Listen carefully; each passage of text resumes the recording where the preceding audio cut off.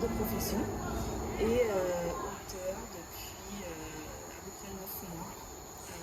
Voilà. J'ai sorti mon premier livre qui s'appelle Les femmes de nos vies. Alors, Tania, comment on en arrive à écrire un livre? Alors, comment on en arrive à écrire déjà? On écrit en général parce qu'on aime ça. Je pense qu'il y a des gens qui écrivent pour eux. Hein. Moi, j'ai commencé comme ça d'ailleurs. J'ai commencé par écrire ces histoires-là pour moi, pour me faire plaisir. Et puis, au final, cheminement faisant, j'ai décidé d'en faire un livre. Du coup, dans ton ouvrage, tu parles de 9 femmes. C'est ça. Donc, le livre, c'est un recueil de portraits. Donc, il y a 9 portraits de 9 femmes. Il faut savoir que ce sont des histoires vraies. Ce sont des histoires de femmes contemporaines et dans le temps et dans l'espace. Donc, c'est-à-dire que ce sont des histoires qui se sont passées au cours des 20 dernières années ici en Martinique ou dans la Caraïbe ou en France, dans mon cercle. Donc ça me permet d'aborder différents sujets à travers ces 9 portraits-là. Ok, ton premier portrait, le premier chapitre s'intitule La mère. C'est ça. Et il parle du deuil périnatal. C'est ça. En fait, c'est comment on peut accompagner quelqu'un qui a vécu un deuil périnatal. Alors, je pense que comme dans tout accompagnement, on l'accompagne jusqu'au point où elle veut bien qu'on l'accompagne. Ce sont des moments qui sont douloureux, qui sont très intimes aussi. C'est-à-dire qu'on touche à la grossesse, on touche au nouveau-né. C'est très très intime. Et on ne peut accompagner que comme la personne veut bien nous laisser accompagner, c'est-à-dire qu'il y a des gens qui ont besoin de se retrancher, de vivre ça seul, de gérer ça tout seul. Il faut aussi savoir respecter ça. Des fois, on a envie d'aller, on a envie de solliciter, on a envie d'être présent, mais c'est pas ce dont la personne a besoin. Donc, il faut aussi être à l'écoute. Et ça dans tout, c'est-à-dire on parle du deuil périnatal, mais quel que soit le domaine, je pense qu'il faut être capable aussi à un moment donné de répondre aux besoins de la personne qui est en face et non pas ce qu'on voudrait faire pour elle.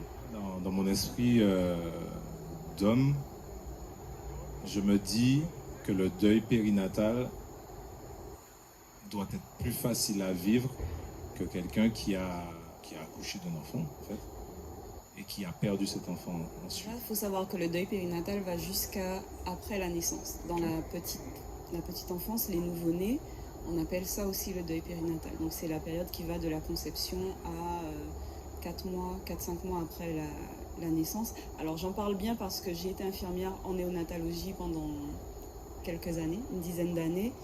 Donc c'est quelque chose que j'ai vu aussi en tant qu'infirmière, la perte des bébés nés mais qui ne survivent pas aux premiers mois de vie. On est aussi dans le deuil périnatal. Alors, est-ce que c'est plus dur, moins dur? Est-ce que la difficulté se quantifie et se compare réellement? Je ne suis pas sûre. Je pense que tout dépend de son parcours face à cette grossesse-là, à comment on gère la douleur. Du moment où une femme sait qu'elle est enceinte, je pense, qu'elle intègre cette grossesse-là et cet enfant à venir, est-ce qu'il y a un moment où c'est plus dur? Ça, j'en suis pas si sûre. J'en suis pas si sûre. Si tu avais un conseil à donner à quelqu'un qui a vécu ça, ce serait quoi? Alors, je suis quelqu'un qui donne peu de conseils. J'écoute beaucoup, je conseille peu. Mais je conseillerais, et encore une fois, ça s'applique à d'autres choses qu'au deuil périnatal, mais de prendre le temps d'accepter la douleur. On a le droit d'avoir mal, ça fait mal, c'est difficile. Et avant de pouvoir éventuellement passer à autre chose, prendre le temps d'accueillir cette douleur-là, de l'intégrer, de la digérer pour ensuite éventuellement pouvoir passer à autre chose, mais se donner du temps. Comment on vit en tant que proche, voilà, proche et spectateur, le fait qu'un de nos proches subisse des violences conjugales? Alors forcément mal, forcément il y a beaucoup de frustration en fait. Parce que, encore une fois, on ne peut rentrer dans la vie des gens qu'au point où ils nous laissent rentrer. Et peut-être encore plus dans le cas des violences conjugales, c'est très compliqué de s'immiscer dans ces relations-là. où de toutes les façons, tant que la victime n'est pas elle-même prête à partir ou à faire ces démarches en fait pour s'en sortir, on aura beau y aller, au contraire, on va peut-être encore plus la braquer, risquer. Il y a cette peur aussi de braquer la personne et du coup de perdre tout contact. Donc encore une fois, on jauge, on est dans la balance entre essayer de lui faire ouvrir les yeux, essayer de la soutenir, d'être là quand elle en a besoin, et puis ne pas la braquer, parce que le risque aussi c'est que du coup elle soit livrée à son bourreau, qu'elle ne se confie plus et que le drame arrive. Et j'en parle dans un des chapitres, alors pas dans La Survivante, mais souvent les féminicides arrivent, pas tout le temps mais beaucoup quand même, après, quand la personne a décidé de quitter, où là le bourreau sent qu'il est en train de perdre le contrôle. Là on arrive dans un autre degré, encore dans la violence. Le chapitre de la résilience, c'est le combat d'une femme qui à un moment donné doit choisir entre sa vie à elle et la vie de ses enfants à venir. On est d'accord que ça, ce sont toujours des histoires vraies. Hein. C'est ça. Comment ça se passe dans ces cas-là, en fait? Comment cette personne-là a vécu cette situation? Alors en vrai, et je le dis à un moment dans le livre, elle n'a même pas choisi. Au final, les médecins ont choisi parce que à ce terme-là, il y avait qu'elle qui pouvait être sauvée, en réalité. Du coup, ce qu'elle a pensé pouvoir choisir à un moment donné, elle n'a pas eu le choix, puisqu'elles allaient mourir toutes les trois. Ce sont des jumelles qu'elle attendait. Et c'est pareil, Alors, pour la petite anecdote, ce soir, je vais vous avouer quelque chose. Quand la résiliente a dû faire cet avortement médical, j'étais moi-même enceinte de mon premier garçon.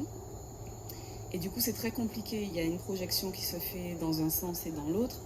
Donc on est très gêné, très mal à l'aise de devoir accompagner cette personne-là qui vient de dire au revoir à ses bébés en étant soi-même enceinte. Mais pour autant, elle a fait le choix. Elle m'a choisi pour l'accompagner dans cette étape de vie-là. Et j'étais à ses côtés jusqu'à aujourd'hui. Je suis encore avec elle. Mais c'est ça, la difficulté, c'est d'accepter qu'en fait, on a survécu à ces enfants et que, en vrai, eux, ils avaient rien et que c'est nous qui étions malades, qui n'avons pas pu mener cette grossesse-là à terme. Est-ce que quand on souhaite à tout prix fonder une famille et qu'on n'y arrive pas, est-ce que ça remet pas en question notre féminité? Comment on le vit en tant que femme, en fait? Alors, je ne pourrais pas parler pour toutes les femmes, mais en tout cas, effectivement, on se sent... Alors, surtout quand le problème vient de la femme, parce que ça peut venir aussi de l'homme. Encore une fois, le parcours PMA concerne le couple. Ça peut être la femme, ça peut être l'homme, ça peut être les deux d'ailleurs. C'est-à-dire qu'un couple qui n'arrive pas à avoir d'enfants ensemble, séparément avec d'autres partenaires, pourrait en avoir. Donc tout ça aussi, ça impacte sur le couple. C'est-à-dire à ce moment-là, qu'est-ce qu'on fait? Est-ce qu'on essaie ensemble? Est-ce que c'est trop dur, on se sépare, on essaie avec quelqu'un d'autre? Voilà, mais forcément, en tant que femme, quand le problème vient de la femme, oui, on se pose la question Mais on se pose la question pourquoi aussi? Parce que bien que les choses commencent à changer, mais pendant longtemps, on nous a dit que si on n'était pas mère, on n'était pas femme. Ça, c'est quelque chose qui a été longtemps, malheureusement, inculqué aux jeunes femmes. On commence à s'en détacher. Maintenant, des femmes font le choix de ne pas faire d'enfants. Donc, les mentalités évoluent heureusement. Donc, ces poids-là commencent à peser peut-être un petit peu moins. Mais oui, pendant longtemps, on s'est dit, si j'ai pas d'enfant, je suis pas complètement une femme. Si je peux pas donner d'enfant à mon mari, il ira voir ailleurs, il ira faire un enfant. Et c'est pas forcément vrai. Encore une fois, la porteuse, ça fait longtemps qu'ils essaient, très longtemps qu'ils essaient, et ils y sont encore. Sur le chapitre de la Renaissance, on revient encore sur le sujet des violences conjugales. C'est vraiment un sujet qui est très présent dans ton livre. le message à faire passer, en fait, est-ce qu'il ne serait pas de tirer la sonnette d'alarme dès le premier accro, en fait? Alors, il y a 3 chapitres qui abordent les violences conjugales parce que c'est un sujet qui est complexe parce que dans les 3 chapitres, on est sous 3 formes de violences différentes. On a un chapitre où la violence est dès le départ, où elle sait entre guillemets où elle va, elle sait à quoi elle va être confrontée et elle choisit d'y aller quand même. On a un chapitre où au début, c'est le prince charmant, tout va bien, tout est jusqu'au jour où. Et puis on a un chapitre où on est, où on y reste moins longtemps d'ailleurs sur la violence, on aborde d'autres choses pour la survivante, mais on est dans la violence, mais où elle se laisse pas faire, on est dans presque la bagarre en fait. Et oui, de toute façon, aujourd'hui on le sait, c'est pas, on le sait qu'au premier coup, il y a une sonnette d'alarme. Les femmes qui sont battues le savent. Mais après, c'est comment on s'en sort. C'est-à-dire qu'elles ne restent pas là en se disant, ou pas toujours en tout cas, il va changer. Des fois, elles savent que ça ne va pas changer, qu'elles vont continuer à être frappées, mais elles n'arrivent pas tout simplement à sortir. Donc, la sonnette d'alarme, malheureusement, on le sait. Le livre, il diffuse un message, s'il peut être entendu, et effectivement, alors j'ai eu la chance de parler à des élèves en début de semaine. Il y avait des jeunes femmes, des jeunes filles. Effectivement, si chez une ou 5 d'entre elles, j'ai pu planter cette petite graine-là et qui germe et que au premier coup, la première insulte, des fois on n'a pas besoin d'attendre les coups, hein. Il y a la violence psychologique, il y a la violence verbale, tout ça c'est déjà des gros signaux d'alarme. On n'attend pas le premier coup parce qu'il ne viendra pas forcément ce coup-là. On sera quand même dans de la violence. Il y aura des insultes, il y aura du mépris, il y aura on va être rabaissé, on est dans de la violence. La violence, c'est pas toujours des coups. Et on répond quoi parce qu'en fait j'ai vu ça, j'ai beaucoup vu ça sur les réseaux sociaux. On répond quoi à certains hommes qui sortent l'excuse de oui, mais il y a aussi des hommes qui subissent des violences conjugales? C'est vrai, c'est la vérité. Maintenant, personnellement, je ne peux pas mener tous les combats. J'ai choisi la cause des femmes. Voilà, les hommes qui sont battus, c'est même tarif, hein, c'est dur pour eux parce que je pense qu'il y a encore la dimension de l'humiliation supplémentaire parce qu'en tant qu'homme, je me fais battre, mais sincèrement, voilà, au niveau de la quantité, c'est pas... Alors, niveau de la quantité, encore une fois, comme je disais, la violence, c'est pas que les coups. C'est-à-dire que ces hommes-là, des fois, ils subissent des violences psychologiques terribles, ils se font rabaisser. Moi, j'ai assisté des fois à des scènes, on se dit, c'est quand même pas tout à fait normal. Et c'est très dur aussi. On n'est pas dans les coups, mais encore une fois, les douleurs se comparent pas. Et je suis pas sûre que ces hommes-là, il n'y a pas les coups physiques, il n'y a pas la douleur physique, mais c'est des hommes qui sont peut-être brisés, qui peuvent peut-être en arriver au suicide, j'en sais rien. La violence psychologique, elle est aussi très dure et elle est aussi dramatique que la violence physique. Est-ce que tu peux nous faire un petit topo en fait sur le chapitre de la rayonnante? Alors, le chapitre de la rayonnante, c'est... C'est pas du spoil, hein. Vous pourrez acheter le livre après, hein. On raconte pas toute l'histoire. Non, c'est le message de la rayonnante, c'est comment des ténèbres et du noir va pouvoir jaillir la lumière. Et la rayonnante, quoi qu'elle fasse, elle rayonne. C'est-à-dire que on la voit, elle rayonne. Et elle rayonne sur les autres aussi. Mais pour ça, elle est passée par le noir, le très noir. Et donc, le message, c'est pas parce qu'aujourd'hui on est dans une phase sombre de sa vie, la lumière, elle est là. La lumière, elle est là. Maintenant, il faut aller la trouver, il faut aller la trouver au fond de soi. C'est difficile des fois, mais elle est là. On est toutes et tous potentiellement des rayonnantes.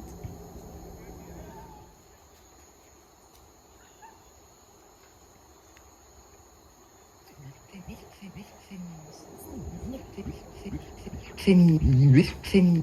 Féministe, qu'est-ce qu'on entend par cela? Je ne crois pas être féministe au sens de revendication des femmes, de vouloir démontrer qu'elles ont été les esclaves des hommes et qu'elles ont été très malheureuses. Mais je crois que les femmes peuvent apporter beaucoup dans notre société. Maintenant qu'elles ont le sentiment qu'elles ont ce rôle à jouer, elles doivent pouvoir épanouir leur personnalité comme elles le souhaitent. Certaines en travaillant, en faisant de la politique, en participant à la vie sociale davantage qu'elles ne l'ont fait jusqu'à maintenant. Pour d'autres, elles conçoivent leur vie de femme avec bonheur, comme leur mère ou comme leur grand-mère l'ont joué. Et si c'est ça l'accomplissement de leur personnalité, c'est ça qui est important.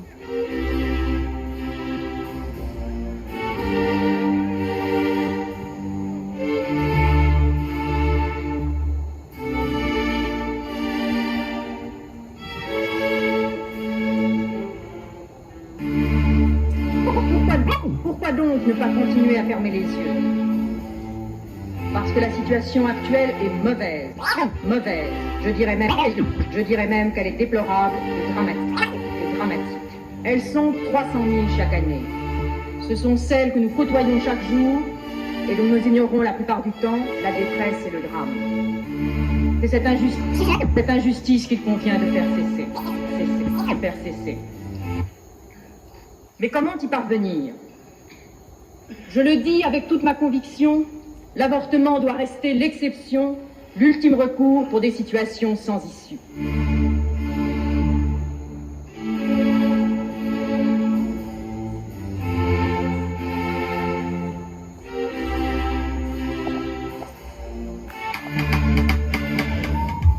Au moins, c'est un fil affiné qu'à filtrer en bas dans la rue. Et moins femme. Moi pas vini puis terre pièce femme. Moi pas vini terre pièce femme. Moi pas vini terre personne. Moi jusqu'on vini pour m'enterrer l'idée qu'à bougeonner, petit acte trop en tête, toute femme, toute nom. Toutes nous. Parce qu'on a pensé d'Hélène ou pas qualité assez. Mais mon pas vini terre personne. Mon pas vini terre femme. Mais nous pas qu'à faire la jet. Et puis pièce nom non plus. L'ité bas femme, c'est pas l'ité contre nom. Mettez cause autre ça. En tête autre. En tchèzot, l'ité pour femme, c'est pas l'ité contre pièce non. Nous femmes. Être femme, ce n'est parfois pas une fête. Alors arrêtons de croire que le 8 mars, c'est la fête des femmes. C'est pas pièce la fête, pièce côté, à sous la tête. C'est pas pièce la fête. Qui donc, si vous se voudrez, dis-nous, bonne fête, commencez à comprendre, ou qu'à mettez-nous à la fête, dis bien. C'est la journée des droits des femmes. Alors ne la banalisons pas en journée de la femme, ou journée cadeau, journée shopping. Pas même un flet. Le chapitre de la reine, en fait, c'est une entrepreneuse. C'est une entrepreneuse. Et là aussi, on se rend compte que pour les femmes, c'est plus compliqué d'entreprendre. C'est-à-dire que ne serait-ce que faire un prêt à la banque, c'est plus compliqué, c'est prouvé que c'est plus compliqué pour une femme que pour un homme. Les femmes sont beaucoup moins prises au sérieux que les hommes dans ces sphères-là. Au niveau du réseautage, ça fonctionne aussi de la même façon. C'est-à-dire que l'homme sera toujours pris plus au sérieux que la femme. Comment on fait pour se défaire de ça aujourd'hui? Alors, je crois qu'aujourd'hui, déjà, tu parlais de réseautage, il y a des réseaux féminins qui se mettent en place parce qu'on a mis le doigt effectivement sur une vraie problématique qui est que, tu le disais déjà, en termes de crédibilité, c'est plus compliqué pour une femme, c'est plus compliqué pour un noir, alors c'est plus compliqué pour une femme noire. C'est-à-dire qu'on a les deux casquettes. Donc il y a du réseautage qui se met en place de plus en plus, il y a des associations, j'ai plein de choses qui me viennent en tête là autour de moi que je vois. Et c'est bien, c'est très bien. La dernière fois, on m'a dit, alors un homme m'a dit lors d'une de mes interventions, oui mais encore un livre qui parle de femmes, c'est la nouvelle mode. C'est pas que c'est la nouvelle mode, c'est qu'on en a besoin en fait. C'est-à-dire qu'on s'est tu longtemps. Aujourd'hui, on a envie de se faire entendre. Il est temps.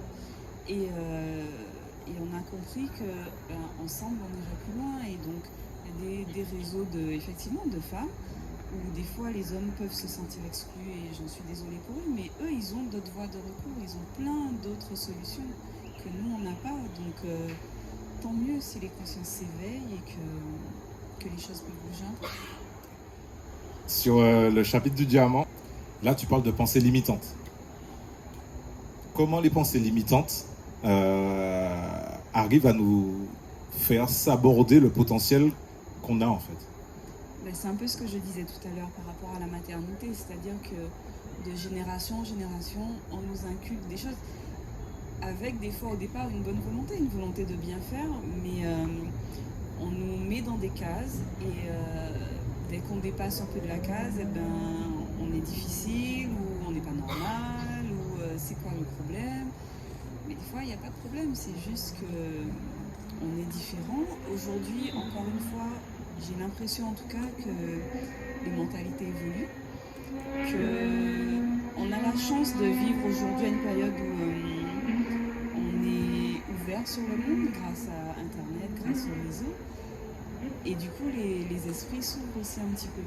Et on se rend compte qu'on ne peut pas toujours être dans des cases et que, oui, avoir le même schéma pour tout le monde, les mêmes attentes pour tout le monde, c'est très limitant. Ça empêche d'explorer son potentiel et en plus, ça crée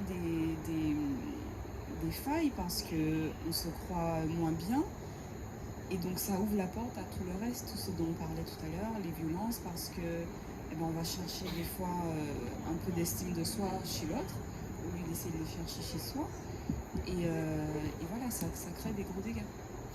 Je reviens sur l'entrepreneuse en fait. Tu as auto-édité ton livre. Est-ce que c'est pour cette raison-là en fait? Est-ce que ça a contribué?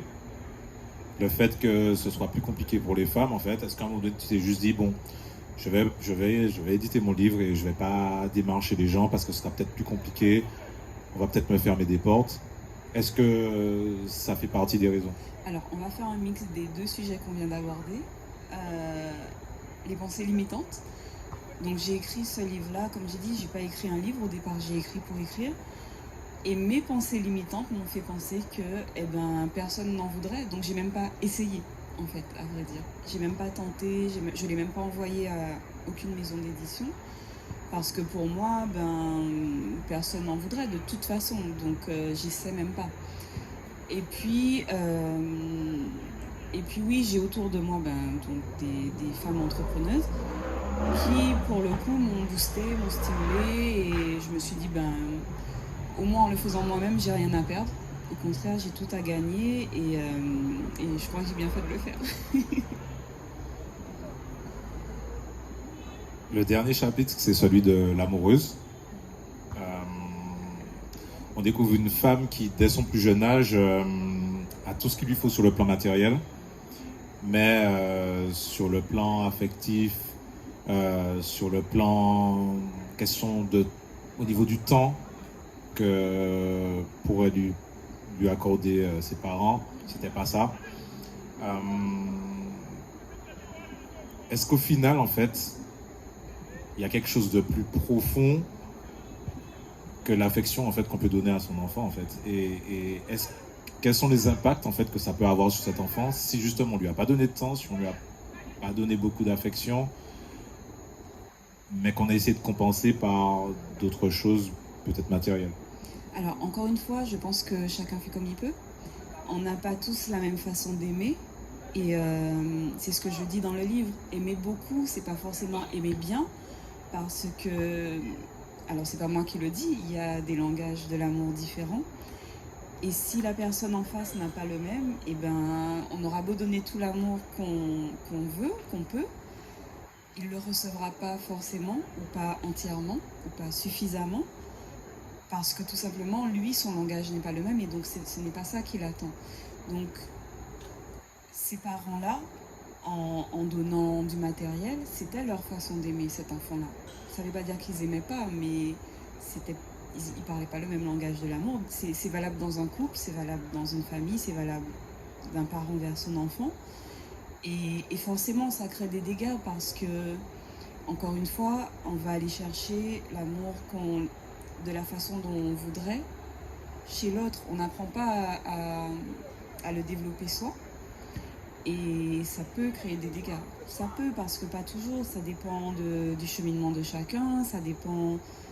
Et puis on peut ne pas avoir le même langage, mais arriver à se comprendre, arriver à trouver des compromis. Encore une fois, dans le couple comme dans la famille. Mais pour le coup, ça a créé un peu de dégâts chez l'amoureuse, mais je crois que chacun fait surtout comme il peut. Et justement, dans ce chapitre, tu parles d'adaptation. Ça se traduit comment, en fait? Comment on fait pour s'adapter, justement, quand le langage de l'amour est différent, en fait? Alors, on fait des compromis, sauf que jusqu'à quel point on fait ces compromis-là, et c'est ça le chapitre de l'amoureuse, c'est-à-dire jusqu'à quel point on cherche tellement l'amour de l'autre qu'on s'en oublie soi, qu'on oublie ce qu'on veut vraiment, qu'on oublie ce qu'on est vraiment pour plaire à l'autre. Parce que tellement on veut son amour et tellement on n'a pas le même langage, on se rapproche du sien en oubliant le nôtre. Et là, ça peut poser problème. Justement, comment grandit une femme qui a adopté le langage de l'amour de ses parents, pour le coup, en réfrénant le sien? Comment on grandit, en fait? Est-ce que ça laisse des séquelles? Alors, chez l'amoureuse, ça en a laissé, parce que en adoptant ce mode de comportement-là, elle l'a reproduit avec les hommes. C'est-à-dire qu'elle s'est oubliée et elle a toujours cherché à coller à celui qu'elle avait en face, jusqu'au jour où elle a compris que c'était pas forcément la bonne solution. Mais c'est ça, c'est-à-dire que quand dès petit, on a fait tellement de compromis pour plaire à l'autre, pour recevoir l'amour de l'autre, qu'on s'est oublié, et malheureusement, on reproduit dans les relations en tant qu'adulte. Est-ce que tu fais partie de ces femmes-là? Les femmes que tu as décrites dans ton livre? Il me semble que tu as lu le livre. Je fais comme si je ne savais pas. Alors, oui, je fais partie des femmes. Je fais partie des 9 femmes. Et je fais partie des 9 femmes.